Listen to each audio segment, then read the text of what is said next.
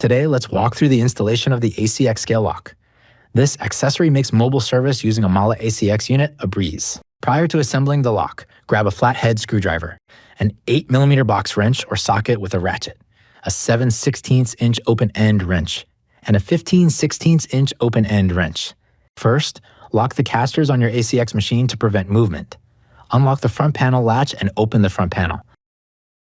Using your 8mm socket, loosen the bolts beneath the vacuum pump's base plate, located here.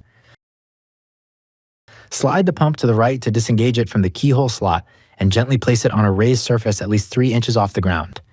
This prevents tension on the internal hoses. Now, prepare the scale lock by ensuring it is in the unlocked position. This means the handle is horizontal. Make sure the pins have washers and bolts on them, and the spacer bracket is removed. Align the scale lock studs with the holes in front of the load cell. Hold the lock at an angle to create enough room for the scale lock pin installation.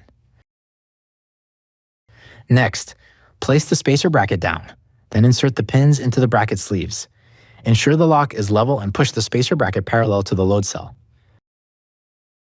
Hand tighten the nuts until the bracket is held in place, then fully tighten the bolts using your 15/16" wrench.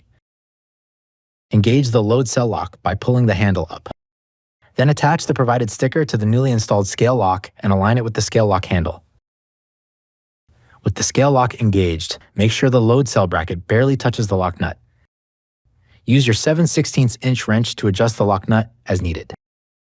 Finally, reinstall the vacuum pump by placing it back into the keyhole slot and sliding it to the left.